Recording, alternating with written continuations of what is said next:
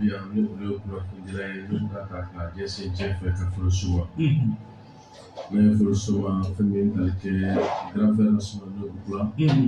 Kata sefo korake le match et partout. Mais Fulsi Ulmasa, mais Fulsi Barakino. Donc il est quand même dans le cerveau. Kata sefo plus à le temps.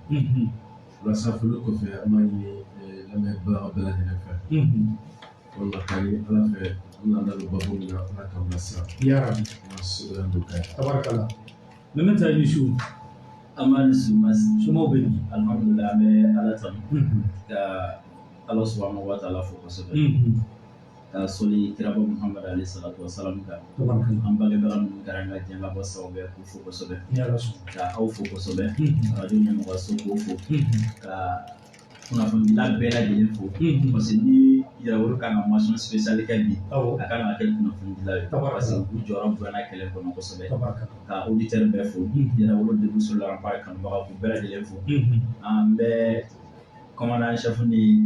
porte-parole de l'hôtel bi. Tabarakallah. Ça va être le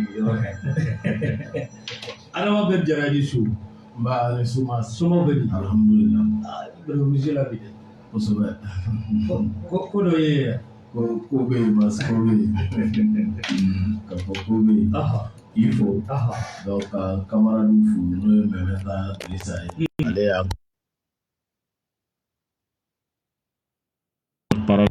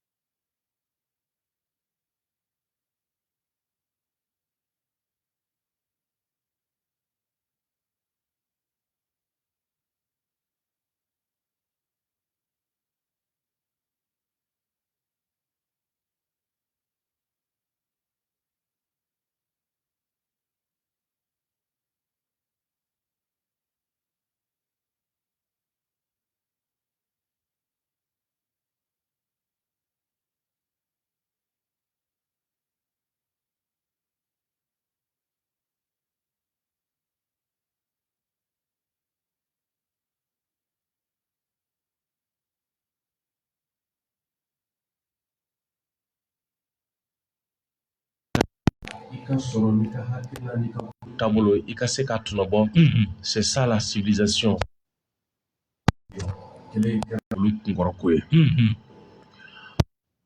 Bien amasaba. Dorete. Voyez anya kanu awreka yamara kono. Wati o wati nabiye ka fo jamana kono do mogo be ka kunafonia duma. Ka sababu kanga jamana kuma chama afale no fene la meme wole ka fo ko doxa l'opinion commune et le zoa.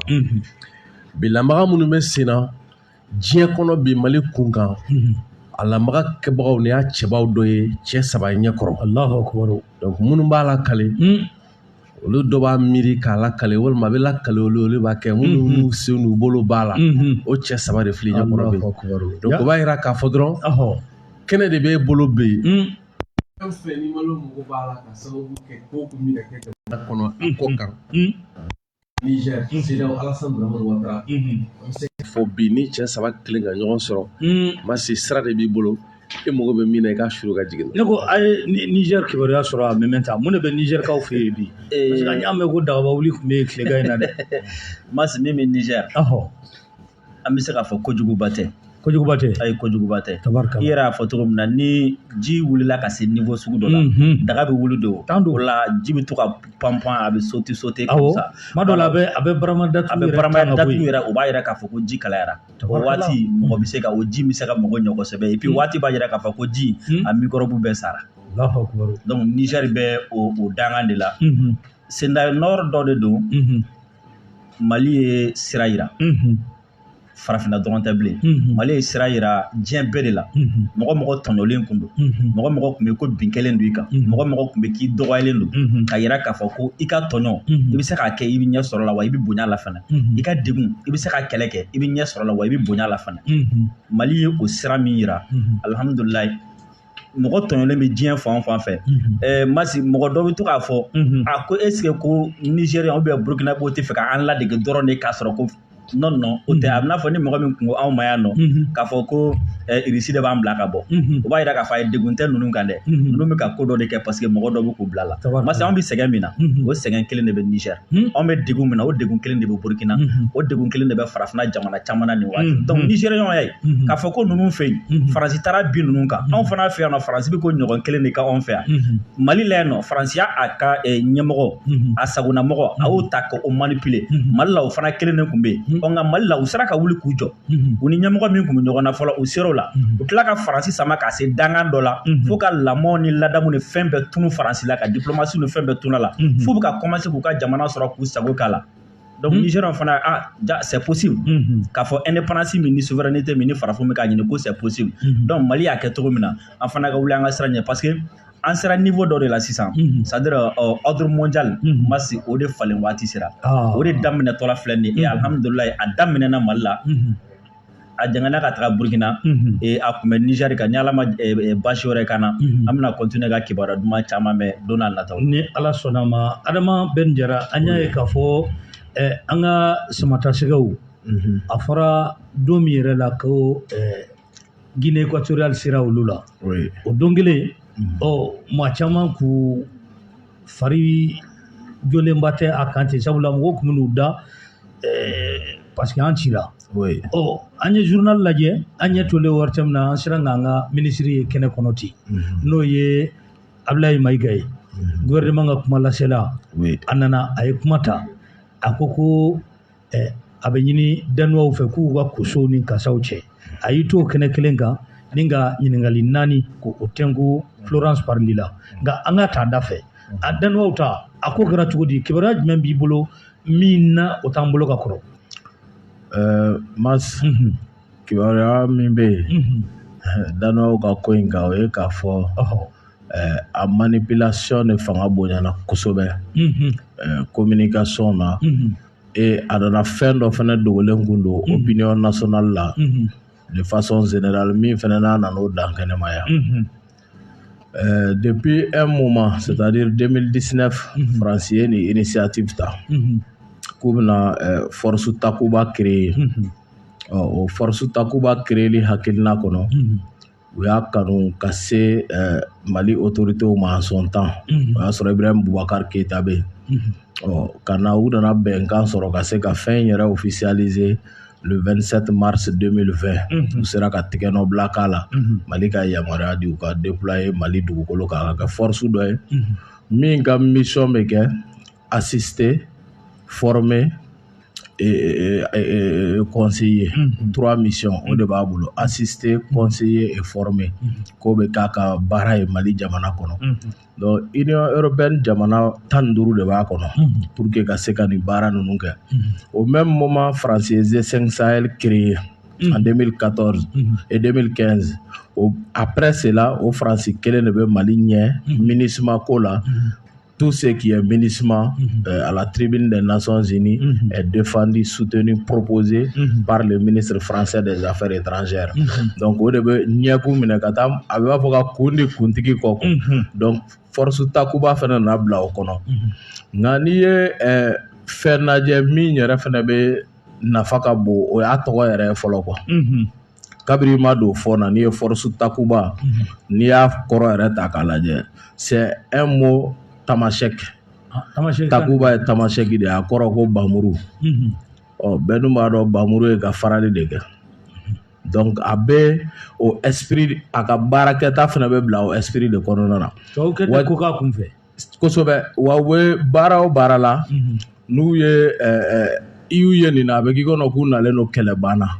mais force min yɛrɛ ka jama ka ca ko in kɔnɔ ka tɛmɛ bɛɛ kan o ye Italie de olu ta ye 200 ye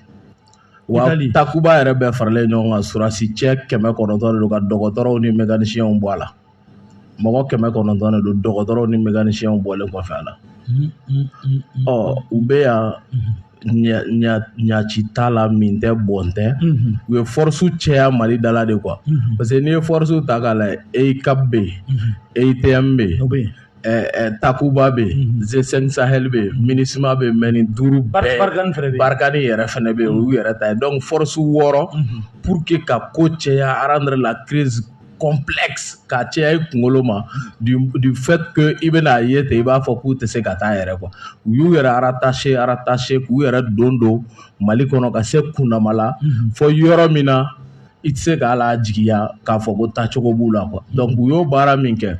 maintenant a baara fonctionnement na ni Takuba mɔgɔ bɛ na Mali kɔnɔ c'est-à-dire jamana 14 min b'a kɔnɔ Europe ye ka fara Faransi kan n'o mɔgɔw bɛ na olu bɛ Mali bɛ averti dɔrɔn par une note d'information si Mali autorité a bɛ kɛ ten de donc ce qui fait o de kun y'u taabolo u bɛ min kɛ ka kɔrɔ fɔ a domɛna o dusukun na a sabatira o dusukun na k'o yɛrɛ ye tiɲɛ ye k'o de y'a sariya ye quoi c'est pourquoi i bɛ ministre danois des affaires étrangères a ye tweet min kɛ a ko ils sont dans la légalité a ko ten k'u ye sariyaw dan bɛɛ bonya mais ne ma se ka min faamu ne ye opinion girinnen à travers les réseaux les médias sociaux à travers les radios et tous les autres moyens d'outils de communication mɔgɔw girinnen don ko danois ko k'u tɛ taa ka bɔ Mali kɔnɔ mais ne ye kuma bɛɛ lajɛ France ministre des affaires étrangères Jean-Yves Le Drian ne m'a mɛn o ka kuma kɔnɔ Carence Parly ko ka kuma bɛɛ lamɛn m'a mɛn ka danois ka kuma lamɛn an bɛ tila ka don o yɔrɔ de kɔnɔ yɔrɔ min na i ko colonel Major Ablaye Maïga ye leçon d'u ma o yɔrɔ de la i b'a dɔn ko vraiment c'est la Carence qui brille au haut sommet de l'État français donc a tɔgɔ an b'a tɔgɔ kɛ sisan Carence Parly kosɛbɛ n tɛ se ko la n t'a ɲɛ dɔn o de bɛ Faransi jamana kunna bi ka ɲɛsin farafinna jamanaw ma donc Jean-Yves Le Drian o min n'ale ka baara fana ye tun ka juguman dɔrɔn kɛ le nouveau Jacques Foccart min Hollande b'a utilisé comme ministre de la défense l'homme d'Afrique maintenant k'ale de bɛ Afrique dɔn ale de bɛ se ka na mɔgɔw manipuler a den tɔgɔ bɛ passeport ko la u bɛ don farafinna président kan u bɛ don ministre kan u bɛ don premier ministre kan ka bɛɛ manipuler seulement ka continuer ka anw ka jamanaw piller o dɔrɔn de y'u ka baara ye maintenant o kɔfɛ n ye danois yɛrɛ ka ministre ka kuma la mais ne m'a ye yɔrɔ si ko an tɛ taa mais ne ye mɔgɔw ye u bɛ ka bɔ ko danois ko k'u tɛ taa ko Faransi yɛrɛ bɛ ka bɔ k'a kɔkɔrɔma don bon ne yɛlɛla quoi parce que terme diplomatique don olu ko k'u ye baara min kɛ k'a bɛ sariya kɔnɔ donc an ka gouvernement bɔra ka insister à travers le porte-parole du gouvernement k'u ka taa immédiatement et a ma ɲɛ min kɔ u y'u ka poso ni kasa cɛ ka taa donc bakuruba la i bɛ min faamu a ye a fɔ notion élémentaire dans la diplomatie o de principe de non-ingérence dans les affaires internes k'u da don an ka du kɔnɔ ko la k'i to i ka du kɔnɔ ka du wɛrɛ kɔnɔ ko jalalatigɛ donc Ablaye Maïga a y'o de fɔ pereperelatigɛ la ka di Carence Parly ma donc i bɛ se k'i sɔnni sigi min kan jamana ɲɛmɔgɔw u jɔlen dɔrɔn tɛ dɛ sisan u bɛ ka tagama yɛrɛ de parce que fɔlɔ an tun b'a fɔ k'u ka jɔ u jɔra f'u bɛ ka tagama sisan donc bakuruba la an y'o ko de Takuba ko in na mais on doit aller plus loin il faut que autorités fana k'o faamu ko nin t'a bannen nin kɛra ça a été révélateur nin ye ko dɔ dan kɛnɛmaya ko min na an ka ɲi ka taa ɲɛfɛ halisa tagalen ɲɛfɛ an b'an da don o la ni Ala sɔnna ma Kuyate an y'a ye k'a fɔ an ka kulu marifatigiw taara ɲɔgɔn sɔrɔ Italie i y'a kibaruya mɛn i bɛ se ka mun fɔ an y'a ko kan masa an y'a kibaruya mɛn mais yanni n bɛ n da don o la masa an balima fila bɛɛ bɛ bolo la masi u minɛlen an tun y'a jigiya k'a fɔ ko sariya ka ko dɔn mais an ye kibaruya minnu sɔrɔ kɔfɛ a ko kun kan o y'an bila ka miiri yɛrɛ de parce que n'i ye mɔgɔ minɛ ka taa fɔ a tigilamɔgɔ ɲɛna an filɛ nin bi tile min na ko aw ye i bɛ ka gɛn yan k'a ye mun ni ɲa o fɔr'u ye yan ko aw bɛ ka gɛn yan k'a ye mun ni ɲa ka tila ka n'a yira k'a fɔ ko yɛrɛwolo mɔgɔw k'u kɛ i n'a fɔ olu ta ye Mali ye ka taa sɔrɔ an ka jateminɛ na an ma yadala ko ta ka mɔgɔ sɛgɛrɛ an ma faso nafolo ta k'a fɔ k'an y'a buruja ko fɛn ti bɔ a la an ma taa tiɲɛni wale ta ka maa si sɛgɛrɛ k'a fɔ ko fɛn ti bɔ a la o dun caman kɛra yan donc an y'a miiri k'a fɔ peut-être wulikajɔ min bɛ senna jamana in kɔnɔ yan a dɔ la kiiri bolo kan ka taa se fo bolo wɛrɛw kan olu caman la i b'a sɔrɔ dɔ fɛla ko tɛ nin fɔ kun ye yaasa jamana faamaw u k'u tulomada u ka jateminɛ kɛ ko dɔ bɛ senna ko minnu ni an t'a faamuna tabarikala o faamuna masina bɔr'o kɔnɔ Yakuba Kulubali a ka kiiriko kuma an y'a fɔ yan a kɛra tribunal administratif la a ye sɛbɛya sɔrɔ tabarikala o kiiri taara ka da fɛn min tali kɛ section administrative de la cour suprême jeudi tɛmɛnen an tun bɛ yen Masi b'a kalama rapporteur général banna k'a ka décision kalan ko parce que ko sɛbɛn min dira ale ma o ni Yakuba Kulubali nana kuma minnu fɔ k'u ka jan ɲɔgɔn na sɛgɛsɛgɛli kɔnɔna na yɛrɛ k'a fɔ k'u ye sɛbɛn suɲɛ ka bɔ Yakuba ka sɛbɛn kɔnɔ ka sɛbɛn fangelema bila ka taa o fana bɛ kɛ ouais nin fɔ kun ye pour que procureur k'a mɛn u ka se ka wuli ka nin ko ninnu sɛgɛsɛgɛ ni maa min sera k'i jɔ nin ko ninnu sɛgɛsɛgɛli la an bɛ se k'an bolo don tigi de kɔrɔ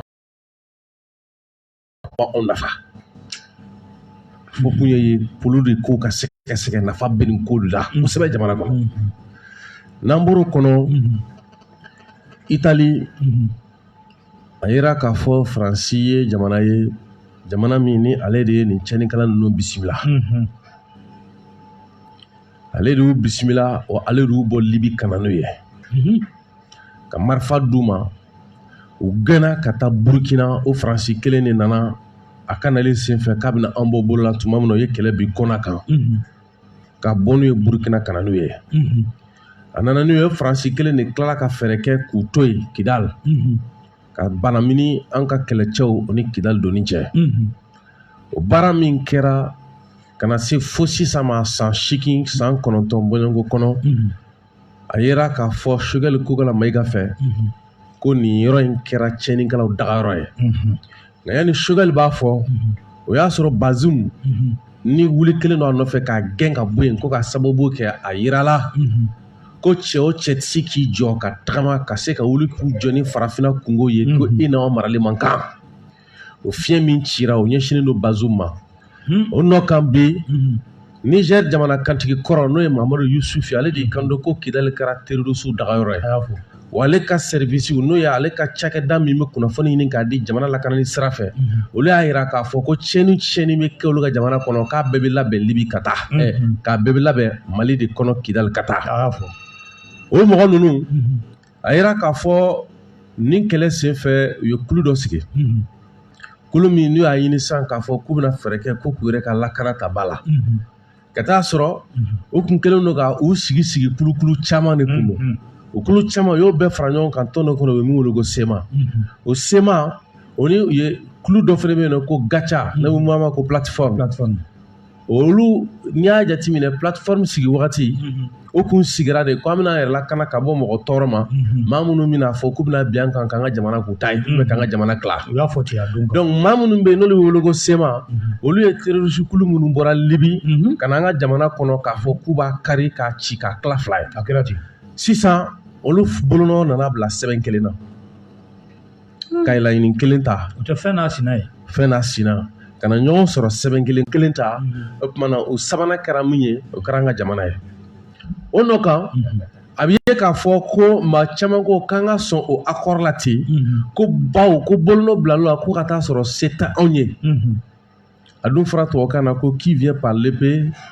part par l'épée a fɔra ten n'i ko k'i bɛ se bingali la n'i nana ni bingali ko fanga b'i la don min na ni seko bɛ kɛ k'a to tu dɛsɛko ye o don i fana bɛ siri ko sɛ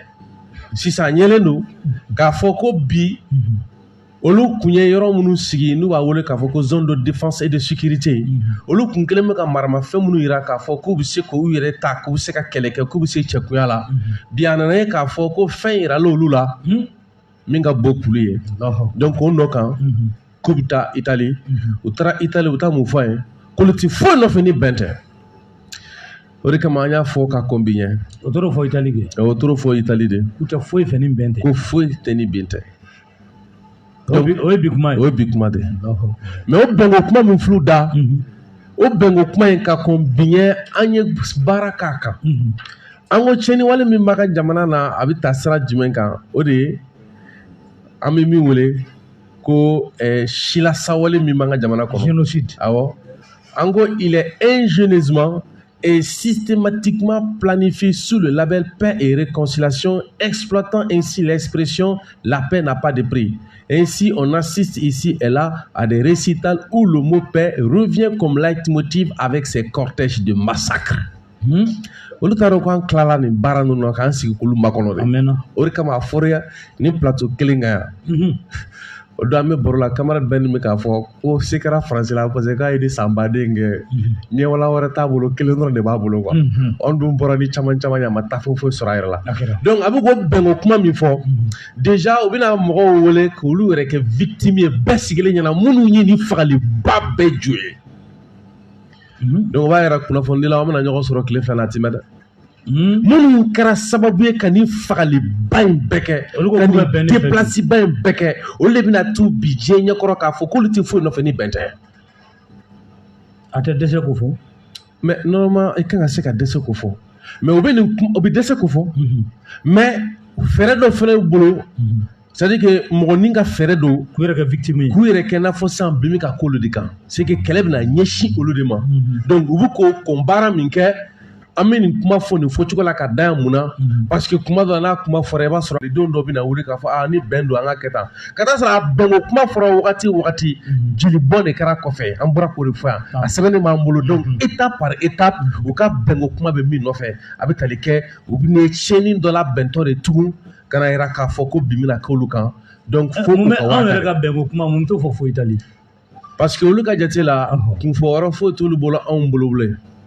olu kɛra falatɔ o kɛra yatimɛ ka du kɔnɔ donc u b'u sɛmɛ diɲɛ maa wɛrɛ la ka se k'u kunkanko ko fɔ minnu y'u suronba ye ka na an ka jamana kɔnɔ k'a kari janfa b'a kɔ tabarikala o b'a to n'an bɛ kuma di Mementa ma Mementa Florence Parly n'o ye Faransi ka wolomasiri sabaw olu ka minisiri ye a ko an k'u dakɔrɔbɔli dabila n hakili la Florence Parly ni jaabi min ka kan a jaabira ten mais yanni n ka kuma Florence Parly kan takuba ko la n bɛ fɛ ka dɔ fɔ Abdoulaye Diop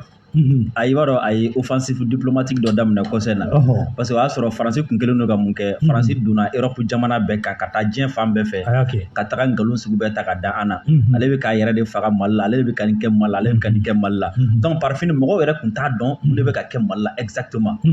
ko gɛlɛyalen kɔsɛ in na jamana caman yɛrɛ wulila ka n'u yɛrɛ ye ko an yɛrɛ ka taga lajɛ sa mun de bɛ jamana in kɔnɔ mun de bɛ u ni Faransi cɛ caman y'a ta faamu le 27 Abdoulaye Diop tun bɛ Belgique u y'a wele Belgique téléso dɔ la ko olu kɔni bɛ ka jɔrɔ kan parce que olu ka sɔrɔdasi 200 ni dɔɔni u ka sɔrɔdasi damadɔ bɛ Mali la donc ko olu bɛ Mali la u bɛ ka kɛlɛ kɛ quoi olu ka lakana ko bɛ cogo di est ce que u ka sɔrɔdasiw bɛna sa Mali la ou bien a bɛ cogo di parce que Faransi taara f'u ye de ale nana ni sɔrɔdasi minnu u bɛ ka kɛlɛ de kɛ Mali la pour que ka ninnu lakana takuba kɔnɔna la Abdoulaye Diop ko ma a ka sɔrɔdasi minnu bɛ Mali la u tɛ kɛlɛ la yan ko tɛ kɛlɛ la non u tɛ kɛlɛ la yan u ka baara ye min ye yan nɔ o ye formation d'ailleurs o formation yɛrɛ an y'a fɔ ko bon ko an bɛna dan sigi o fana na ka falen don o fana la falen jumɛn bɛna don a la parce que aw ka mɔgɔ minnu bɛ anw fɛ yan o bɛ ka formation sugu minnu kɛ badabada formation de don quoi badabada kalan de don quoi san joli joli u bɛna san 7 anw t'an yɛrɛ ta anw tɛ bɔ fɛn kalama donc anw ko ma désormais o takuba ko in yɛrɛ ni kalan kɛcogo an bɛna bɔ o kɔnɔna la quoi n'a ma ɲɛ ko baara bɛ kɛ an ni ɲɔgɔn cɛ ko an mɔgɔ bɛna jɔ a la b'an ka mɔgɔw dege fɛn dɔ la a tɛ wuli ka taa sigi anw fɛ bilen k'a ti taa a tɛ kɛ ten dɛ an bɛ mɔgɔ dɔw di aw ma min bɛ aw bolo ka u kalan na aw b'olu kalan na olu bɛ segin na an ka mɔgɔ dɔw kalan donc aw ka mɔgɔ tɔw la formation des formateurs donc aw ka mɔgɔ tɔw b'u ka minɛn cɛ ka taga n'a ye donc u tɛna to an fɛ yan donc o bɛɛ lajɛlen dimi b'u la Italie ko la vous savez Faransi bɛ to k'a kɛ waati dɔ la comme si ni halisa ni anw bɛ sunɔgɔ de la kan vous savez waati dɔ kɛra a kun gɛlɛyara Italie ni Faransi ni ɲɔgɔn cɛ ko Italie mɔgɔ dɔ tun bɛ yen nɔ a bɔra ka fɛn caman fɔ Faransi ma ko n'i ye anw bɔ Faransi bolo k'a bɛ taa fɔ 20e mara mondial la Faransi y'o ye Faransi y'a hakili to o la kosɛbɛ ko maintenant a gɛlɛyara ale bolo sisan nɔ donc u ka taga don Italien fan fɛ peut-être a bɛ se ka kɛ o bolo farafin ka confiance dɔ bɛ Italie kan ko Italie ni farafin ka surun ka tɛmɛ Faransi kan donc comme ça u bɛ taga ni anw ka mɔgɔ dɔ ye ka taga munumunu ye Italie fɛ pour que kana se ka fɛrɛ anw ma et puis mɔgɔ minnu bɛ k'a kɛ ma sigi birifini ɲini na u bɛ briefing ɲini na ko a to n t'a to n'a to ne kɔrɔ don min na a bɛ kɛ baara ye diɲɛ bɛɛ kumana aw fɛ fɛn sugu bɛɛ kɛra u ye c'est-à-dire bɛrɛ sugu bɛɛ kɛra u ye jamana in kɔnɔna na o ma lamɛnni kɛ u yɛrɛ ɲɛ bɛ ko la ka taa cogo min na jigi kelen min b'u la u sɛmɛnen kun don mɔgɔ min na n'o ye Faransi ye u ɲɛ b'a la jɔsen tɛ Faransi la bilen Faransi jɔsen bɛ ka kari o de ɲɛ b'a la Totori bɛ ka taa u ka yɔrɔ ma an bɛ mun kɛ sisan nɔ an ka wuli an ka taga kelen accord ko kuma a mɛnna a kuma tɛ ka fɔ tuguni an ka wuli an ka taa kuma yuguba parce que u taara bon vraiment ni an bɛ bɛn de nɔfɛ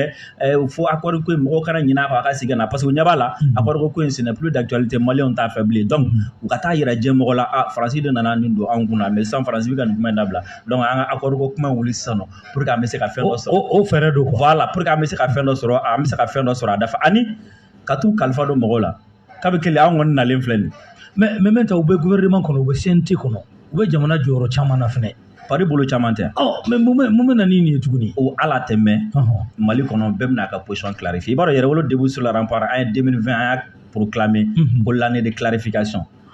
Mali ni Faransi ni ɲɔgɔn cɛ a n'an ka ɲɛmɔgɔ ni ɲɔgɔn cɛ o ni pota tɛ kelen dɛ ayi Mali y'a clarifier o position clarifiera Faransi ta clarifiera a tɛna mɛn bilen jamana in kɔnɔ jɛkulu caman bɛna a ka position clarifier parce que caman mɛnna dogodogo la caman mɛnna u ye maliyɛnw tromper ka u yɛrɛ kɛ patriote baw ye waati dɔ la o danayaba bɛ u kan u k'u profiter fɛ ka don baara dɔ la dugumafɛn minnu man ɲi kosɛbɛ ni ala sɔnna ma ala an tɛ mɛn kosɛbɛ olu ko n'u bɛna ɲɛdɔn parce que fɔlɔ fɛn caman tun bɛ fɔ anw ma fɔlɔ fanga bɛrɛ tun tɛ anw na mais an bɛ don min n'a fɔ bi bɛɛ lajɛlen ɲɛ bɛ ko la maliyɛn caman y'a ka kɛlɛ faamu on n'a même pas besoin k'an bɛ jamana yɛrɛ de ma jamana yɛrɛ fanga dɔ sɔrɔ k'a fɔ ko ala bɛ se ka commencer k'a jɔ a golo la waati dɔ la fɛn min ye an ka na Florent parle la vous savez dans la vie c'est fɛn dɔw bɛ yen nɔ dabalibanko don un pays comme la olu b'a fɔ k'olu de ye civilisation tigi n'i ye Français ye ka kuma révolution 1789 kan i b'a fɔ ko diɲɛ kira fɔlɔ cira olu de fɛ i b'a fɔ k'olu de ye diɲɛ bɛɛ dege fɛn bɛɛ la n'i ye Français ye ka kuma Sorbonne kan i b'a fɔ n'o kalan na u ɲɔgɔn tɛ mais o jamana sugu ko Champs-Élysées b'u fɛ fɛnw b'u fɛ k'olu de bɛ kodɔn ka tɛmɛ diɲɛ bɛɛ kan ko olu de bɛ wuli ka t'u ka civilisation feere mɔgɔ ma k'olu tɛ bɛrɛ dɔn o jamana sugu de ministre des armées ou bien un ministre des affaires étrangères o de ka dɛsɛ kuma la fo premièrement a bɛ taa kuma ko nin jamana in ye anw de ta ye dɛ mɔgɔ kana se u ka mɛn Mali ma o ya Mali ma ko Mali y'u ta ye ko Mali y'u ta ye ko mɔgɔ kana se kelen filanan ye jumɛn a bɛ dɛsɛ kuma na fo a bɛ taga don nani kɔnɔna la fo a bɛ taga nani ti dɔwɛrɛ o argument t'a bolo bilen fanga t'a ala bilen et puis mɔgɔw de don waati o waati ni se b'u ye u ka kuma ka dɔgɔ ni u ka kuma cayalen k'u ka nani cayalen c'est que u fanga ka dɔgɔ parce que u m'a faamu u ye calcul bɛɛ kɛ u ye jate bɛɛ bɔ u ye programme bɛɛ kɛ mais u ka calcul kun b'a yir'u la fɔlɔ k'a fɔ ko Mali bɛna na se ka u ɲɛkɔrɔ se ka se nin niveau ma parce qu'ils se sont trompés de génération u m'a faamu k'a fɔ ko génération min bɛ yen nɔ o ni olu ye génération min ɲɔgɔn dɔn o tɛ kelen cadre dɔ de la ka baro bɛn k'u taara Chine ko Chinois k'u ma ko fo ni aw sera ka aw jɔ Maliko la sinon minnu b'a ɲɛ anw yɛrɛ tɛ sɔn ka da ninnu na k'an bɛ u dɛmɛ fɛn dɔ la tuguni parce que an n'u bɛnna fɛn o fɛn kan ko an b'a kɛ u ye u sera Mali la ni Faransi y'u wele dɔrɔn u y'a projet bɛɛ bila k'a sɔrɔ u b'a dɔn a ka ɲi u ma u b'a dɔn a ka ɲi jamana ma makɔrɔ dɔw f'i ye makɔrɔ dɔ y'a fɔ donc Faransi ye jate fɛn fɛn bɔ k'a fɔ ko premièrement a t'a dɔn ko Mali denmisɛnninw olu bɛna na se ka wuli k'u jɔ ka se nin niveau la ka nin kɛ olu la ka nin kɛ nin niveau la ka u jɔ olu fɛ tantɔ fo ka u se nin niveau la deuxièmement u kun t'a dɔn k'a fɔ ko farafinna yɛrɛ mɔgɔ dɔ bɛna sɔrɔ président dɔ bɛna sɔrɔ ɲɛmɔgɔ dɔ bɛna se ka sɔrɔ min b'i ban ka Faransi président ka téléphone ta ou bien k'a ka ministre ka téléphone ta o kuma olu imaginer quoi et sisan o ko ninnu de bɛ sen na ni Florence parler parce que min tɔɔrɔ b'a la kosɛbɛ o ye jumɛn fɔlɔ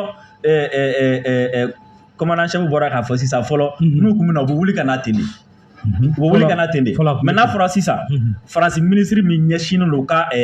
lakanako ma u ka sɔrɔsiw ma ni o de bɛna Mali la fo de ka demande sɛbɛn k'a ci a ka ministre min bɛ Mali ma a tɔɲɔgɔn ministre min bɛ Mali la o de ko demande reçoit ko étudier k'o jaabi waati min na a ka sɔrɔ ka na donc imaginer olu bolo u yɛrɛ dɔgɔra fɔlɔ ni nali kun ka d'u ye dɔrɔn u bɛ dɔrɔn bɛ na téléphone dɔrɔn de bɛ ci dɔrɔn ambassadeur bɛ taa fɔ bon ninnu bɛ fɛ ka na et puis ambassadeur de tun b'a bɛɛ di bon u bɛ na u bɛ na nin fɛ u bɛ na nin fɛ u bɛ taa nin fɛ a dan tɛ u ka président min na an ka jamana ka taa ka avion jigin yɔrɔ min ka di a ye a b'an ka jamana ɲɛmɔgɔ wele a b'a sɔrɔ mais olu bɛɛ de dabila la sisan min ye tiɲɛ ye n'u bɛ na sisan ni ministre bɛ na sisan a bɛ yamaruya de ɲini ne bɛ fɛ ka taga Mali la Sadio n bɛ se ka na wa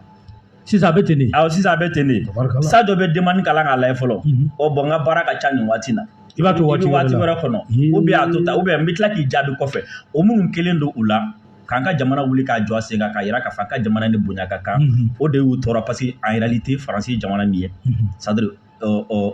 kodɔn jamanaba tɛ ten faransɛw degelen don fɛn min na o ye histoire yɛrɛ y'o dɔn faransɛw ma deli ka balo fɔlɔ ni hakili ye fɔlɔ k'a fɔ ko ka hakili de la baara ka kodɔn de kɛ ka fɛn dɔ baara ka fɛn dɔ dilan n'o o mɔgɔ tɛ fanga bi mɔgɔw kan ka olu piye k'u ka dugudɔn nafolo ta hali bi Jean-Yves Le Drian Yves kɔrɔ de ye anglais la ko setanɛ Yves ye anglais la o ye setanɛ Drian o ye namarɔtɔ ye setanɛ namarɔtɔ da tilala la bi ka fɛn dɔ fɔ faransi u ka journal le dimanche y'a ɲininka a ko cogo di bi a kumana a kumana a fɛn bɛɛ a y'a bɛɛ ɲɛfɔ a ko ko irisiw bɛ Mali la k'u bɛ ka Mali dugu jukɔrɔ nafolo bɛɛ ta journaliste y'a ɲininka bi a ye nin de fɔ i m'a faamu wa ko k'a sɔrɔ ko ale yɛrɛ ka jate la a bɛ fɛ ka faransɛw fana rassurer dɔɔni ko maintenant olu y'a jate minɛ sisan ko Russie tɛ fɛ k'olu remplacer quoi mais ko Russie t'anw na k'u ye dugu jukɔrɔ donc ça veut dire u bɛ kɛlɛ fɛn fɛn na Mali ko tɛ droit ko tɛ fɛn wɛrɛ ko tɛ olu bolo dɔrɔn yan u ka sɔrɔ bɛ yan géopolitiquement u ka sɔrɔ bɛ yan économiquement donc an ka taga k'o sɔrɔ in lakana et puis ɲɛ bɛ mɔgɔ dɔ la mɔgɔ min bɛ sɔn ka baara kɛ mɔgɔ fɛ tilali la parce que faransi tɛ sɔn tilali ma faransi b'a bɛɛ de ta kɔngɔ bɛ e faga donc u balilen don nin min bɛɛ la o de kɛlen don k'u bɔ o tɔgɔw bɛɛ lajɛlen na parce que a fɔra ye u ka Sénat kɔnɔ ko faransi bolo dalen min don Mali ka farafinna kan ko a sera a dan na o fɔra ye Sénat kɔnɔ o fɔra ye u yɛrɛ ka sénateur y'a fɔ a ye k'a sera a dan na o sera a dan na bon n'a fɔra k'o sera a dan na olu ka génération na donc i b'a fɔ mun kɛlen don ka fa olu la tabarikala o b'a to n'an bɛ kuma di Adama Ben Jara ma Ben an y'a ye neni taara k'an ka jamana ɲɛmaaw sɛgɛrɛ Jean-Yves Le Drian fɛ a jaabira Ablaye ko k'i bɛ nin ko ta k'a lajɛ est ce que an tɛ se k'a fɔ Barkane an bɛ don min na ko bi u ka don kɔntelen don an ka jamana kɔnɔ a fɔ u gɛnkuma ma se walima u ka taa u yɛrɛ ye de kosɛbɛ Mas a bɛ fɔ ko hakilima bɛ tigɛ ci sɛ tulo kɔrɔ ka sɔrɔ a ma s'a ɲɛ ma donc Mali jamana ɲɛmɔgɔ n'o ye Assimi Goïta ye a ye relecture demandé traité de coopération min bɛ Mali ni Faransi ni ɲɔgɔn cɛ o relecture nin bɛna wolo Faransi ka tagali la l'autre jour an bɔlen min kɛra i y'a fɔ dɛ Faransi ka tagali ka bɔ Mali kɔnɔ c'est désormais une question de jour on tɛ kalo la tugun quoi donc attendons on verra les évolutions février mars parce que Diop ka kuma la Diop ko ni Faransi ma sɔn ko Mali b'a assumer c'est clair donc ale ye diplomate chevronné don malien bɛɛ ka ɲi ka mention spéciale kɛ Ablaye Diop de ye ka d'a kan a bɔra ka min kɛ a bɛ fɔ nin de ma qui fait la fierté nationale min bɛ jamanadenw kɔnɔ k'a fɔ ka jɔ a kɔrɔ a fɔcogo cɛ ɲuman na wa a fɔ yɔrɔ a n'a fɔbaga a ma bɛn dɔw ma yan dɛ a ma bɛn maliyɛn dɔw ma yan dɛ donc o kɔni olu ta ye duwawu de olu mago bɛ duwawu de la mas il faut toujours que an ka ɲɔgɔn tigɛ fɛnɛ minɛ gɛlɛya kɔnɔ souvent an ka ɲɔgɔn sama duwawu la o nafa ka bon ani bilasirali caman donc an bolo Faransi ka bɔli Mali la ça c'est inévitable wajibi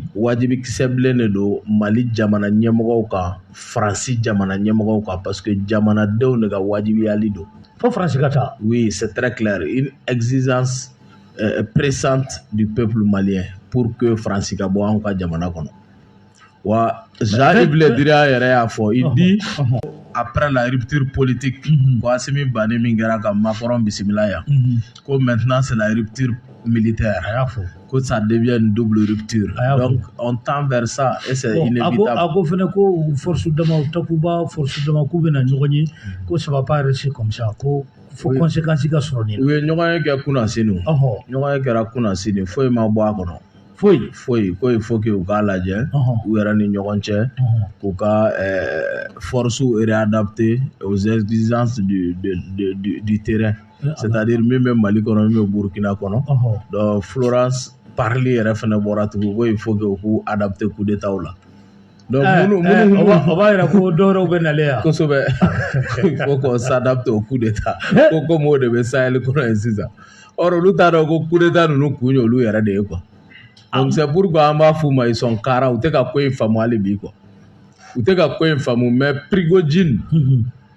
o ye lettre min ci Burkina président kura in ma n'o ye Damiba ye. Kuma in kisɛ b'a la de ya. Kisɛ de b'a la Mas. Irisiw ni Burkina. A lettre de ci k'u féliciter k'u bɔlen min kɛra ka Faransi jɔn in na jɔ. Parce que e k'i miiri dɔrɔn Mas nin bɛ mɔgɔ nati wagati dɔ la ka souvent les autorités françaises pensent que n'an bɔra épisode dɔ la ka taa épisode wɛrɛ la ko kɔrɔ k'an ka ɲinɛ épisode kɔrɔlen kɔ. Awɔ.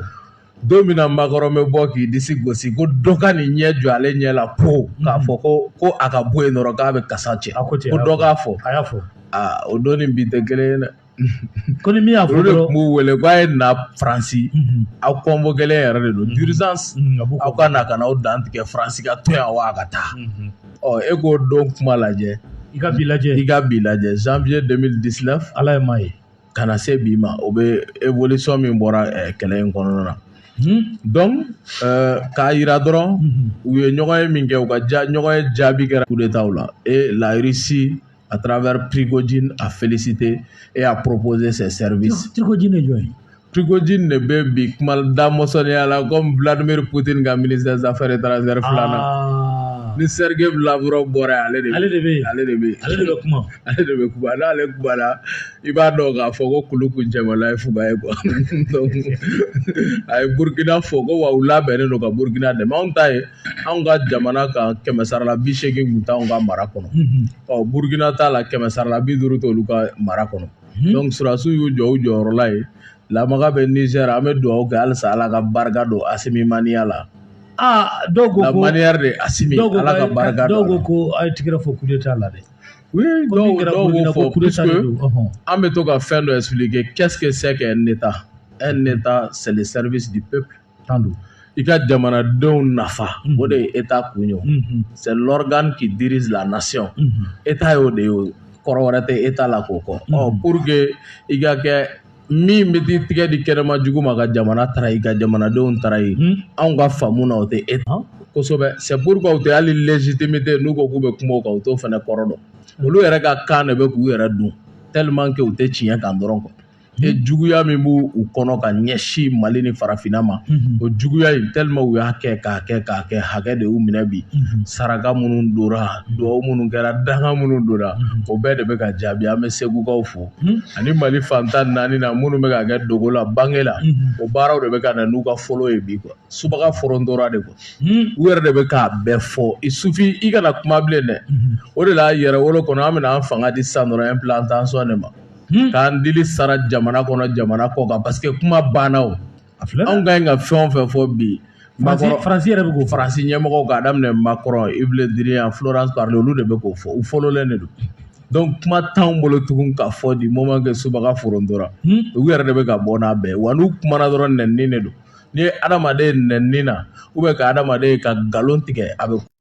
n dɛsɛra wa dalu tɛ n bolo bilen. Donc u b'o baara de kɔnɔ. C'est pourquoi la Russie a félicité le Burkina et an bɛ Burkina autorités galabu k'u teliya k'u tigɛ di Russiw ma pour que Burkina fagali bɛ jɔ parce que olu ye surasiw ye u tun bɛ terrain kan.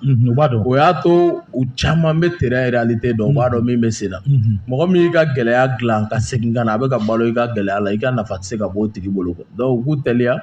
u k'u tigɛ di Russiw ma u k'u ka baara kɛ. An bɛ dugawu kɛ Niger Ala k'a to État kana Niger fɛnɛ kun. Donc an b'o armɛw fo les colonels patriotes Ala ka Assimi ɲɔgɔn nɔgɔya farafinna jamana bɛɛ ye. I bɛ dugawu la dɛ. Dugawu de bɛ yen bi ma kuma banna o. O b'a to ni an bɛ kuma galaba ka tɛmɛ Kuyate la. Kuyate i delila k'a fɔ ni plateau kelen in kan k'a fɔ ko Faransi bɛ taa k'a sɔrɔ hali a ma kɛ ni marifa ci ye k'u bɛ wuli ka taa u yɛrɛ ma. E ko an to o sira de kan. I ye nin fɔ waati jan dɛ. Masi an bɛ segin ka Ala fo k'Ala barikada.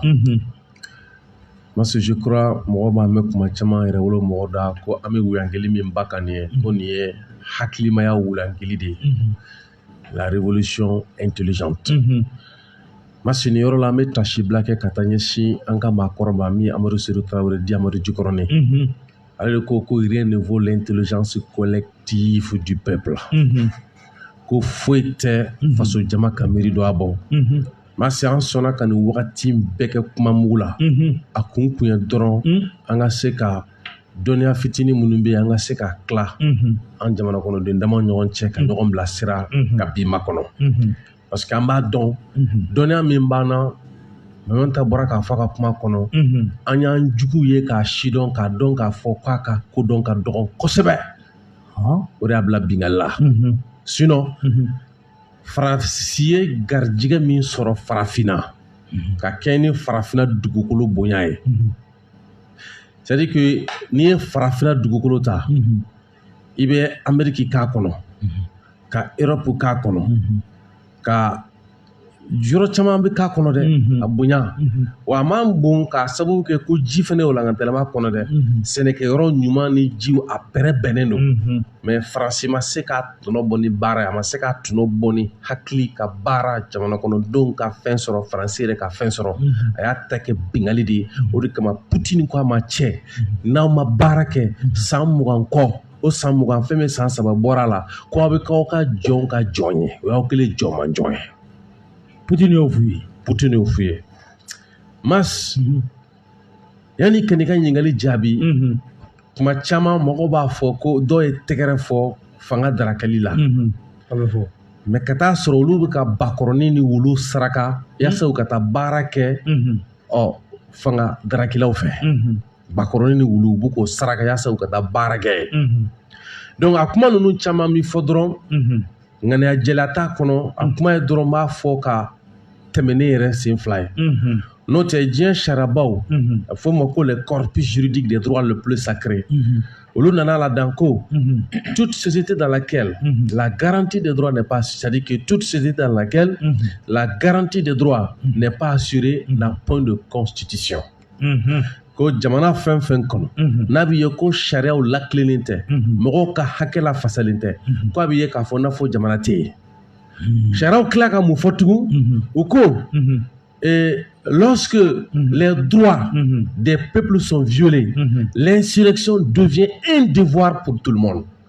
n'a y'a ka hakɛw burujara ka taa se o degré la ko wulikajɔ bɛ k'a ma wajibi de o la pour que k'a dɔn an ye Faransi ka kɛwale jateminɛ k'a dɔn ko Faransi bɛ se ka taa a jateminɛ dɔrɔn 2018 rapport dɔ bɔra OTU la o rapport ye mun fɔ u ko des membres des groupes signataires de l'accord de paix se sont livrés à des activités terroristes. Des liens sont avérés entre des trafiquants de drogue ou d'êtres humains et des éléments de groupes signataires de l'accord, parfois à un niveau hiérarchique. Les sommes investies dans le processus de paix via le financement des multiples instances de discussion et la mise en place des autorités locales intérimaires n'offrent qu'un trop faible retour sur l'investissement quand les fonds arrivent effectivement sur le terrain. Donc, Mamounbe ni bolo blalo la semaine. Nous y sommes u bɛ min wele ko accord d'Alger k'olu mɔgɔw farala terroriste kulu mɔgɔw kan u bɛ terroriste baaraw kɛ u bɛ dɔrɔgu feerew kɛ u bɛ mɔgɔninfin feerew kɛ ko bɔlen kɔfɛ nafolo min bɛ ta ko yaasa bɛɛ bɛ se ka na ko nafolo fɛnɛ n'o taara k'a d'u ma k'i b'a ye k'a fɔ nɔ foyi ti bɔ a la a fɔra ko de 2015 à juin 2018 143 milliards de francs CFA ont été mis sur la table par le gouvernement malien pour le financement des différents plans d'urgence dans le nord. Il va être timide 100 flani doni kono milliard keme ani milliard binani ani saba. Ore nanata ka de nunuma kalo sankele ani kalo de mono kono ko a bekara fuye mama tawroshiala. Mais ibna ka fo rapport be kunchele jumɛn il y a trop d'enjeux, il y a trop d'intérêts en jeu. La volonté de maintenir les trafics débouche sur la volonté de résister à la réinstallation de l'État. Donc, nous avons naflo min soro ni cheni wale noka. Ko naflo soro le noka ko foi tatoni mali État ben bora ka foli min ko jamana ka segin kana. Jamana ka segin kana moko bore wole ko kuruta. Farafina quoi. D'autres hypocrisie, d'autres phénomènes mais mati jigimala. C'est ça.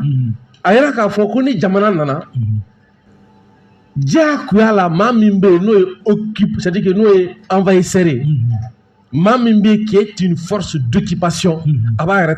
c'est automatique. Cliché de tout. Cliché de tout. Donc là,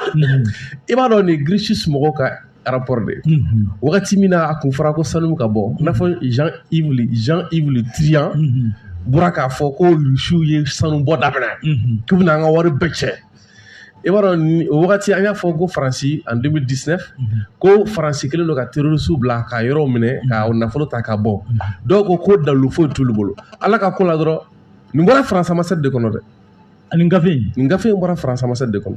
Grichus International mɔgɔw ka rapport de don u ye mun fɔ Faransi talen sigi kɛ po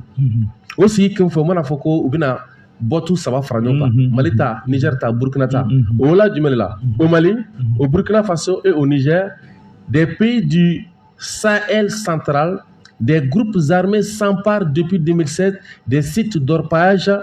dans les zones où l'État est faible ou absent. Ko sanu bɔrɔ minɛna marifatigiw fɛ ni jamana ninnu kɔnɔ yɔrɔ minnu bɛ yen n'a bɛ ye k'a fɔ ko jamana tɛ yen walima ni jamana ka fanga ka dɔgɔ wa k'u bɛ nafolo min cɛ u y'a fɔ dɛ a bɛ nin n'anw ta tɛ ko ne ta tɛ ko kuyate a fɔ ne tɛ rapport min fɔ u ko k'a nafolo kasabi bɛ se min ma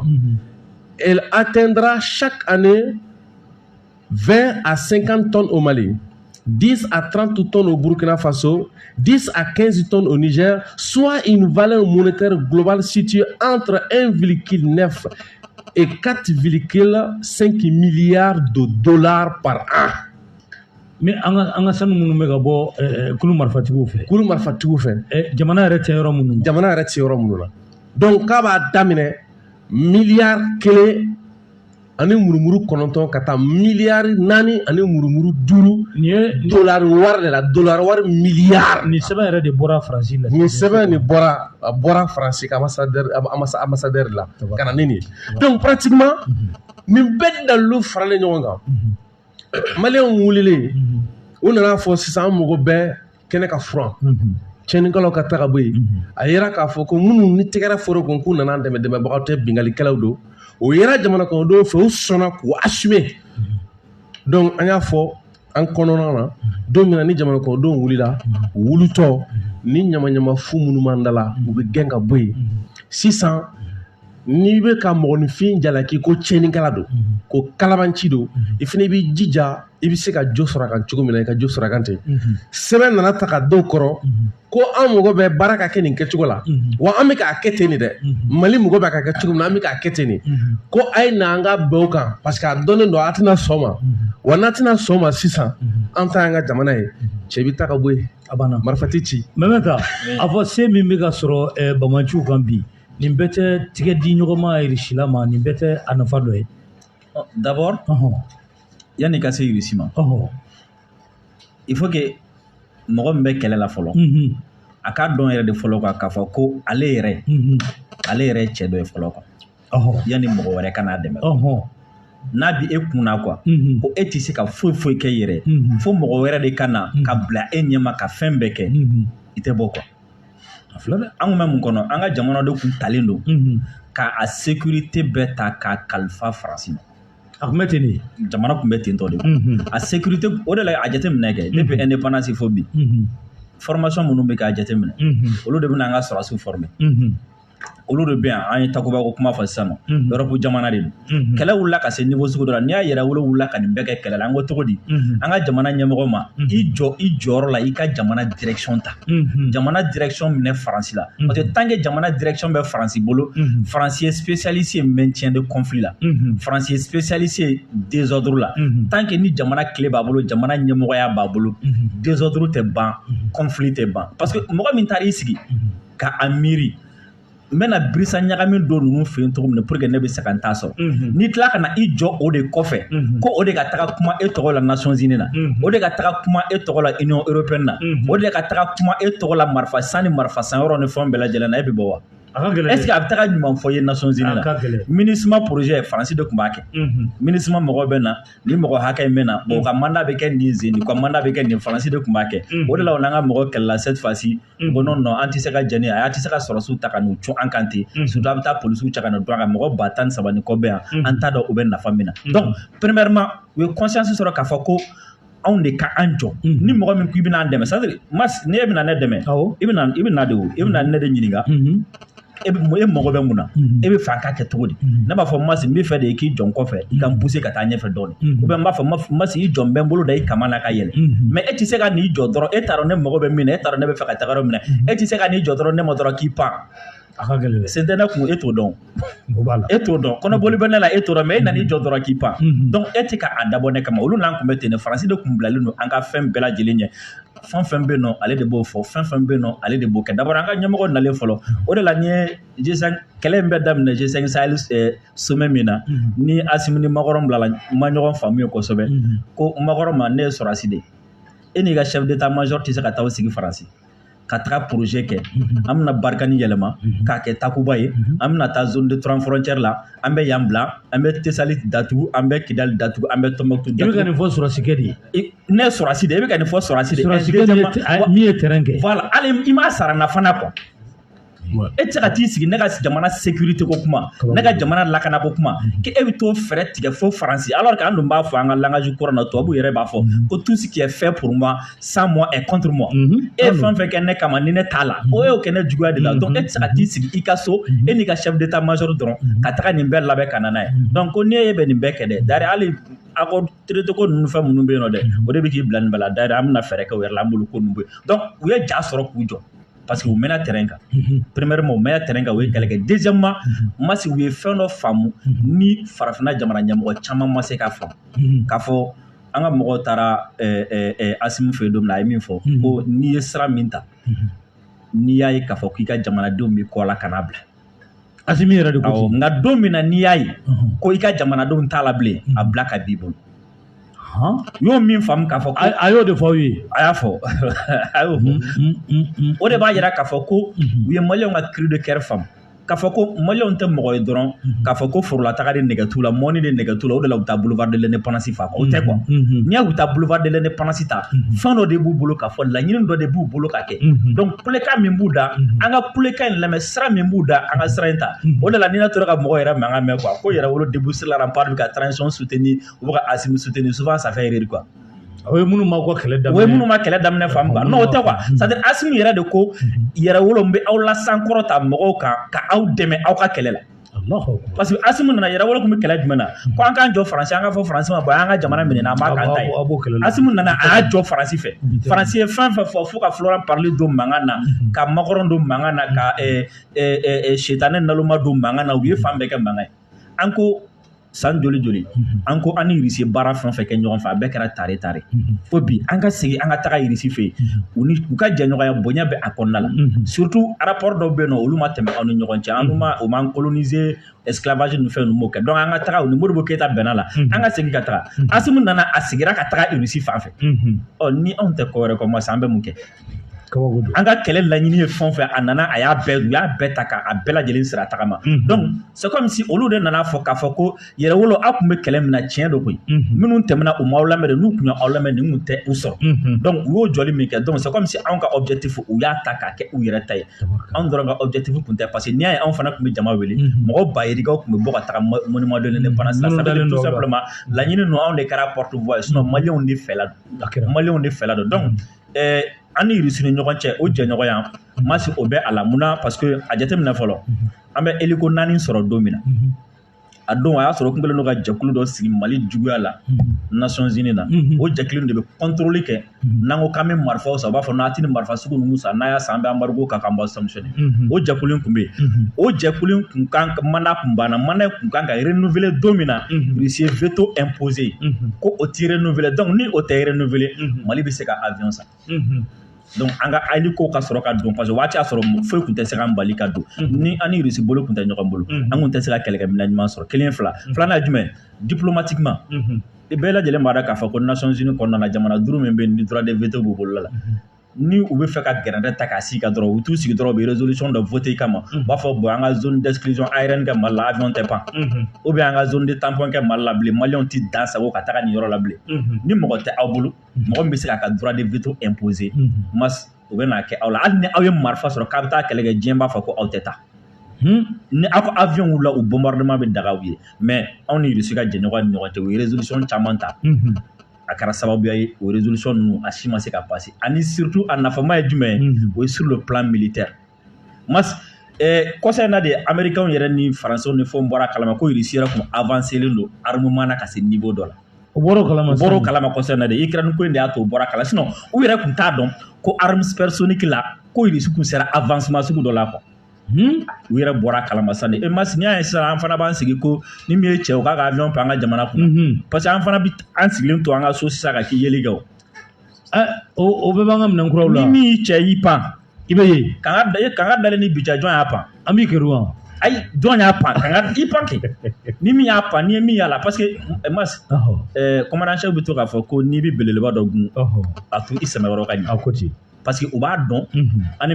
min bolo bɛ ɲɔgɔn bolo o de nana ni nkalon ninnu bɛɛ o Wagner don dɛ Gessner don dɛ a don ta a bɔra ta sinon légionnaire ta kɛ i b'a dɔn légionnaire fɛ u ka principe élémentaire dɔ ye min ye i b'a dɔn identité n'i bɛna don légion étrangère la i tɔgɔ bɛ falen awɔ i tɔgɔ bɛ falen k'i ka fɛn i ka CV k'a bɛɛ lajɛlen falen wa n'i donna légion na Faransi ta ye quoi légion étrangère n'i bɛ don i tɔgɔ bɛ falen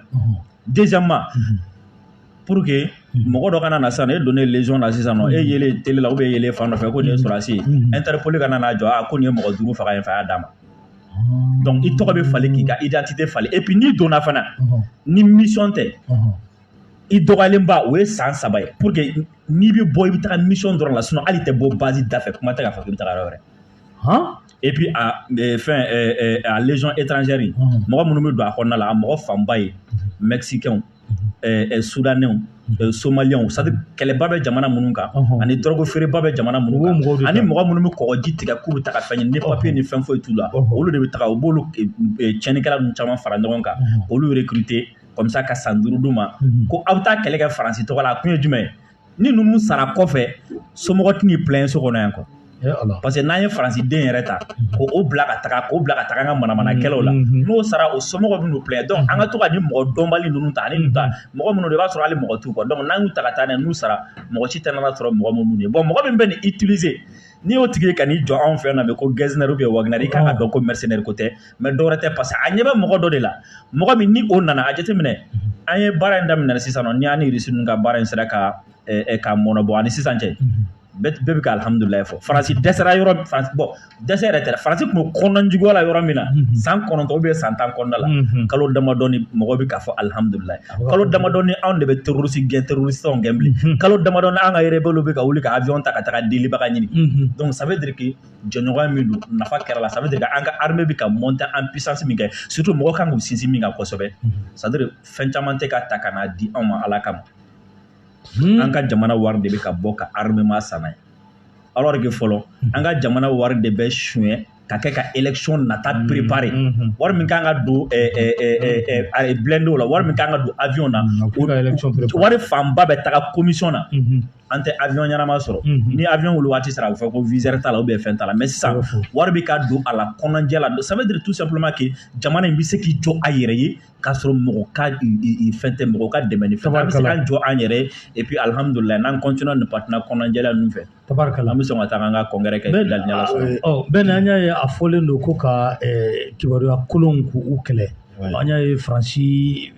Faransi kunnafonidila caman bɛ an ka jamana kɔnɔ hali n'o y'a sɔrɔ an ye kibaruya sɔrɔ k'a fɔ k'u bɛɛ lajɛlen welelen don lasigiden minnu bɛ an ka jamana kɔnɔ kunnafoni di ta fan fɛ k'u welelen don sini ministère la yala kangari de bɛna da u ye wa oui puisque mas kunnafoni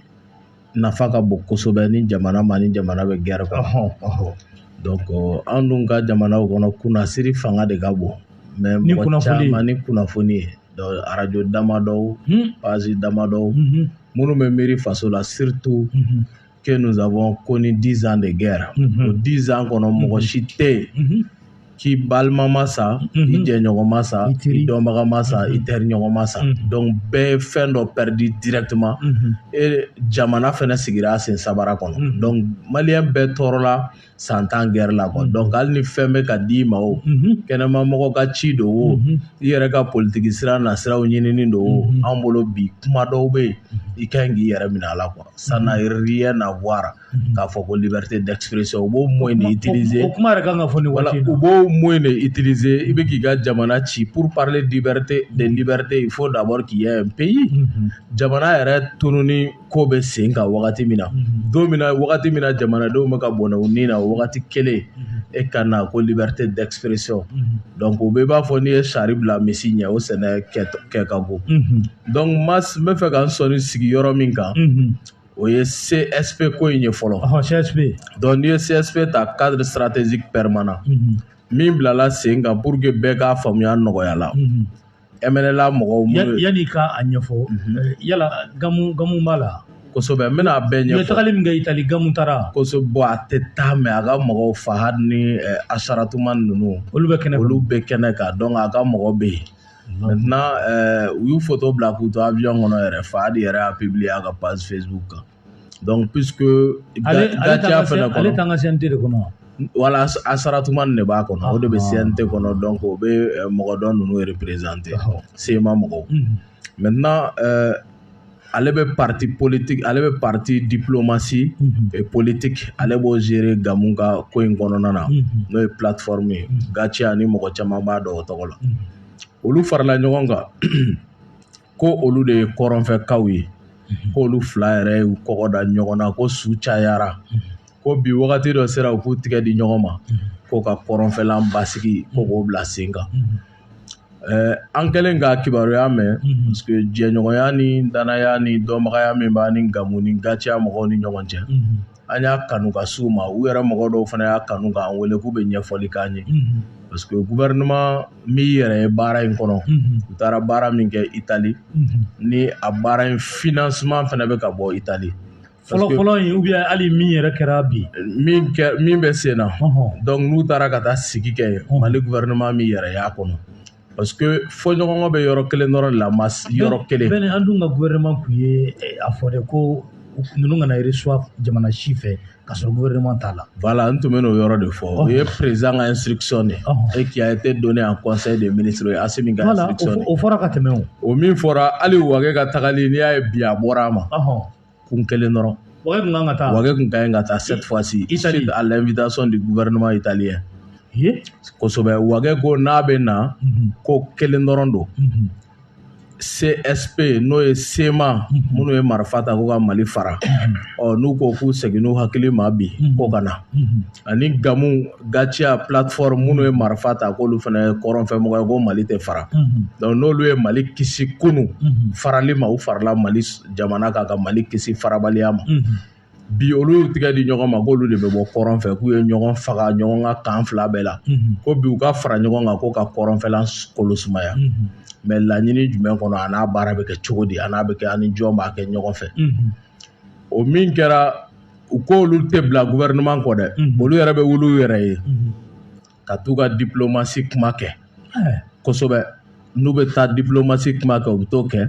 n'u bɛ partenaire ɲini u yɛrɛ la ka n'u dɛmɛ kɔrɔn fɛ u b'o dɛmɛ mais passeport malien de b'u bolo avec le passeport malien wa i yɛrɛ da sera a ma cogoya min na CNT mɔgɔw b'u la wa u bɛɛ ka mɔgɔw fila u bɛ gouvernement kɔnɔ donc o baara min kɛra Wage ka condition kɛra kelen de ne bɛ na gouvernement malien tɔgɔ la c'est le gouvernement malien qui va prendre le lead de ce cadre stratégique permanent aw bɛ to état ka plan de sécurisation globale de kɔnɔ Mali jamana de b'a ko ɲɛkun minɛ o ye ko jɛlenya an bɛ taa n'a ye u ko k'u tɛ don o kɔnɔ bi u tɛ don o kɔnɔ sini musakaw parce que financement et formation o de y'a objectif ye donc pour ka ɲɔgɔn dɛmɛ hali équipement b'a la formation équipement et financement Italie de bɛn'o bɛɛ kɛ yan oui u ko Italie mais an b'a dɔn qui est derrière a bɛ Takuba esprit de kɔnɔ en toute sincérité comme je l'ai dit Takuba tɔgɔ ka choisi k'a kɛ suraka kan ye Tamaseki kan ye laɲini dɔ b'a kɔfɛ ka tila k'o kɔrɔ kɛ mun ye ko saburu ko bamuru ko ka farali kɛ mɔgɔ minnu dun ye marifa ta olu ko farali wa ka kɔn Takuba ɲɛ Faransi na ni force fila fɛn fɛn masi kɔrɔ de b'a bɛɛ la kɔrɔ b'a bɛɛ la servali ye bagan de a bɛɛ b'a fɔ waranikala n'a bɛ yɔrɔ min qui domine son territoire n'a bɛ yɔrɔ min fɛn wɛrɛ tɛ kɛ yen hali yiri a bɛ yiri faga n'ale bɛ yɔrɔ min a yɛrɛ kelen de bɛ kɛ bagan tɛ dɛ hali yiri c'est un animal qui domine son territoire donc o ye serval tɔgɔ ye Barkani ye kulu ye ɔ kulu jɔn ni ɲɔgɔn cɛ Mali kɔnɔ di moment kan an bɛ k'a fɔ ko ka da yɛlɛ ko ka don da kelen ka bɔ da kelen e kan mɛn ko ka na kulu jɔ jamanadenw ni ɲɔgɔn cɛ ka b'o la sisan kulu bɔtɔ ye ko ka na ni bamuru Barkani yɛrɛ de ye kulu ye o de ye kulu ye donc maintenant ko ka farali kɛ ni bamuru ye donc objectif mun bɛ yen an kana saliya quoi parce que dernier kata a bɛ fɔ min ma le dernier kata n'o bɛ kɛ Kidali n'o bɛ kɛ Nord la ye o bɛ kɛ ni CSP tɔgɔ de ye dɛ non a tilal'o jate bɛɛ la mɔgɔ si kana kɛ balinako ye o de ye dernier kata ye Semako kuma tɛna fɔ Semako kuma tɛ yen plateforme ko kuma tɛ yen accord puisque ils savent maintenant que l'accord est devenu caduc de lui-même an bɛ ka taa accord d'Alger ko kuma tɛ yen tugun pour preuve Algérie yɛrɛ bɛ ka Mali dɛmɛ Faransi ka mercenaires minnu n'u y'a utiliser ka Libye déstabiliser u y'o mercenaires kelenw transporter u ye minnu transporter ka bɔ Libye ka na Mali déstabiliser en 2012 u bɛ k'o mercenaires wɛrɛw dilan Libye ye k'olu transporter k'u ka Niger cɛ ci puisque Niger t'u ta ye fɔlɔ ɲani avant la délivrance wa k'o ka bɔ ka Niger cɛ ci u ye Niger cɛ ci k'u bɛna se Mali yɔrɔ Algérie patrouille aérienne de u ye k'u localiser ka tila k'u frapper ka bɔ Libye tuguni halisa ka bɔ Libye ni wagati kɛrɛnkɛrɛnya ma k'u bɛna Mali kɔrɔnfɛla na donc le dernier kata c'est au nord du Mali o bɛ kɛ Kidali de awɔ CSP ka sous-coupole kɔnɔna na o baara de labɛnnen don bi ka ɲɛsin Mali jamana ma donc c'est pourquoi nous invitons encore o b'a sɔrɔ Faransi bɔra an ka jamana kɔnɔ ka taa kɔfɛ o b'a sɔrɔ Faransi tɛ yen mais u bɛ fɛ ka t'u sigiyɔrɔ min sigiyɔrɔ de tɛ sɔrɔ u ye a bɛ fɔ min ma ko Dogotu banna o de bɛna kɛ Faransi la u bɛ k'u labɛn de k'u bɛ t'u sigi Bazoum fɛ yen Niger c'est pourquoi u ye Barkani surasi caman déployer kunu ni kunasini ka taga kunu ni kunasini ka taga fɔ Niamey pour la sécurité de Bazoum wa a dɔ fɛnɛ fɛ yen u y'o baara fɛnɛ ninkura dɔw la fɛnɛ a Abidjan donc bi je pense que u ka lakɛ minnu sigilen don an ka jamana ninnu kunna n'o surasiw bɛ lamaga ni labɛn ni fɛn caman na je pense que o baaraw de bɛna kɛ gɛlɛya ye ka ɲɛsin u ma et surtout que kunnafoni caman bɛ yen Niger surasiw yɛrɛ fɛnɛ ka masa an t'an da don minnu na bi fɔlɔ quoi mais ni ala ka latigɛ sabatira Niger o kɔfɛ an bɛna an da don la surasi caman bɛ yen minnu ni surasiw don n'u dɔnnen don surasiya kɔnɔ anw ka faamu na fɛnɛ anw ka kodɔn na an b'u dɔn kosɛbɛ donc u bɛ lamaga ni baara minnu na an bɛ dugawu o b'a yira ko sini ka di Niger an b'u sama dugawu de la sini ka di Niger an bɛ ka t'o sira de fɛ donc voilà un peu ne ka faamu ye min ye CSP ko in kan an bɛ yɔrɔ min na sisan c'est pourquoi j'invite toujours mon tonton El Hadji Gamou a ka bɔ nin kɔnɔ il y a trop de manipulation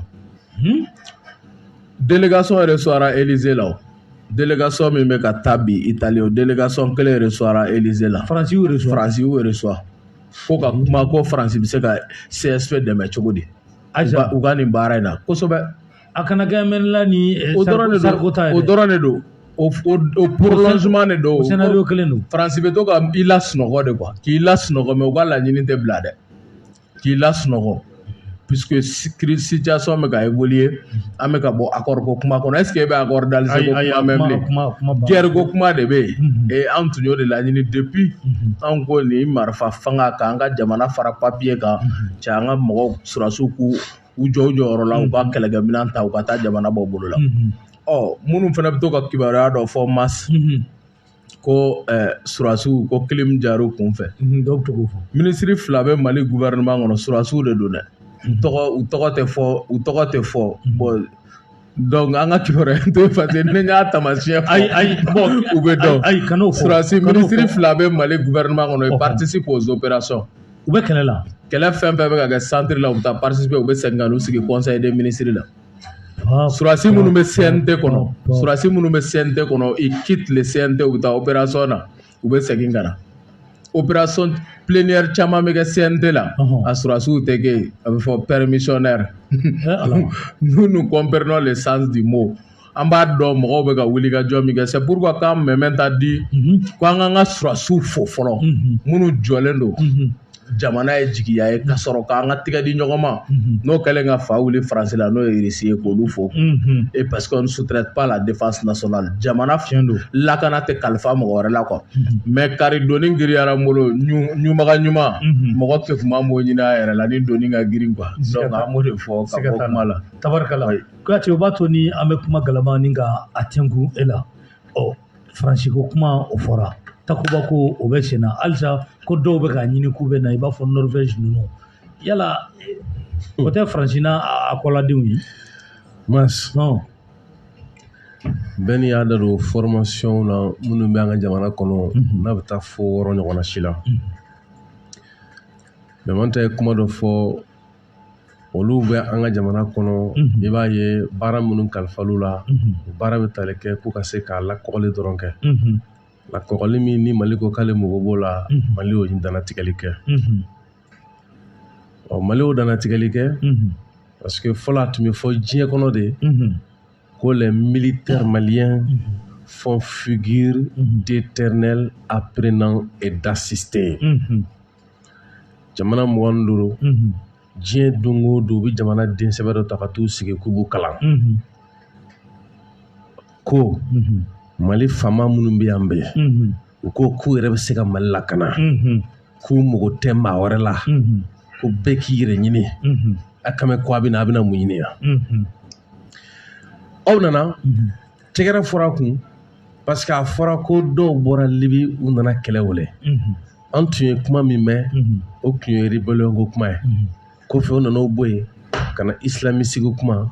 djihadiste kuma terroriste kuma finalement mɔgɔw yɛrɛ tununa kɛlɛ kɔnɔ a kɛra ten dɛ o nɔ kan u nana Mali yɛrɛ bali ala an tɛ se bilen k'an jugu yira an t'an jugu yɛrɛ dɔn an t'o dɔn bilen o de kama fɛn bɛ tali kɛ Bruno Guibert ale nana fɔ ko Maliens k'a ɲini k'u jugu dɔn quoi k'o de b'an lafiya sisan jugu dɔnna même min dɛmɛbaga kunda jugu dɔnna marifa kan ka ta ka ɲɛsin minnu ma k'olu kɛlɛ o wagati kelen an mago tɛ force foyi la mais Mas bɛna min f'i ye kɛlɛ ninnu daminɛna ko MLA kɔfɛ u nana ko SEMA sisan ko CPS CSP ko CSP donc c'est comme ninnu yɛrɛ dɔn sen kelen a t'u kɔrɔ bilen mais wagati min na u tun b'u jangon bɔ o wagati n bɛna mɔgɔ hakili lajigin i bɛ ka kuma dɔ la Ogosagu ka wagati i bɛ ka ko je suis encore sous le choc de ces villages martyrs. Lorsque je me suis rendu à Ogosago, je croyais que nous avons atteint le fond de l'horreur, mais cela a continué. Après la Seconde Guerre mondiale, quand on a tiré les leçons de Radur sur Glande et de Lillis, on s'était dit que ces orgies de violence où l'homme n'a plus rien d'humain, où sa morale est comme dissoute dans sa haine, n'allait plus se produire. Or, nous y sommes ici au Mali. Il termine en disant, alors oui, que faire? Ka kashi, ka nyeji bo, ko dimi min b'ale kan, k'a b'ale bila k'ale miiri jaba kɛlɛw la, Faransi dugukolo min kan ni adamadenw fagacogo jugu kɛra, n'a bɛ ye k'a fɔ ko buna adamaden a danpetanyana fo k'a kɛ bila a tɛ miiri adamadenya foyi la. Ko de b'ale ka jamana in kɔnɔ an bi koyi parce que k'a kun kɛra mɔgɔ ɲɛna k'a banna mais ko de bɛ Mali kɔnɔ bi a bɛ kuma laban ni mun ye k'an bɛ mun de kɛ donc nin kɛra i bɛ k'a ka jaabi o donni ma o y'a sɔrɔ o kɛlen don ka kumakan dɔ de ta parce que i b'a dɔn u y'an sɔrɔ n'o de ka don karamɔgɔ kan k'a fɔ an bɛ bɛn nin kɔ an tɛ fɔ k'an bɛ bɛn nin kɔ a donni ma karamɔgɔ farala fanga kan k'a fɔ ko la paix n'a pas de prix yan an bɛ André Bourgeot fo André Bourgeot de ko karamɔgɔ ma ni Malien minnu tun bɛ k'o kuma fɔ ale ye jɔnni Faransi den dɔ don ɲininikɛla don kuma caman a bɛ kɛ Mali la an t'a dɔn a bɛ yan sisan mais a bɛ yan ale de ko la paix a un prix ko sɔngɔ b'a la n'o ye bɛn ce n'est pas celui du sang ko jeli bɔn tɛ dɛ son coût est inestimable ko mɔgɔ tɛ se ka nafolo fɔ a la mais il ne peut être que du renforcement politique de l'État-nation ancré sur un support d'une armée à valeur républicaine défendue et raffirmée n'a fɔ Mali filɛ cogo min na ko bi ko n'aw bɛ bɛn ɲini ko sɔngɔ min b'a la ko de ye politique sira fɛ a ye jɔ kaki o kɔkɔrɔ ka don ni kɛlɛcɛw ye kɛlɛcɛ minnu fɛnɛ bɛ yen n'u ma lagosi u ma labila bon bi o b'an bolo donni min na aw kan bɛ k'a bɛna ni takuba ye aw bɛna ni takuba ye ka kɛlɛ jumɛn de kɛ jamana dɔw yɛrɛ b'a la olu dɔnnen tɛ ni kɛlɛ yɛrɛ o dɔnnen tɛ ni kɛlɛ kelen fila aw dɛsɛra ka min kɛ san 10 kɔnɔ dɔw nana kalo 1 kalo 2 bɔɲɔgɔn kɔnɔ olu baara kɛ aw bɛna ni takuba ye a b'a fɔ k'a bɛna don a kɔnɔ a bɛna mun ɲini an ka jamana kɔnɔ yan c'est pourquoi an bɛ fɛ dɔrɔn mɔgɔw k'u labɛn mais k'u labɛn hakilisigi kɔnɔ girin tɛ masi wagati kun kɛra fileni galamana ci ɲɔgɔn an bɛ wuli ka mun fɔ miiri su n'a fɔ wagati dɔ kun kɛra kun fara Dayiru Ibrahima Dayiru Danbele fɛ ko pour que an bɛ se ka nin kɛlɛ in kɛ ko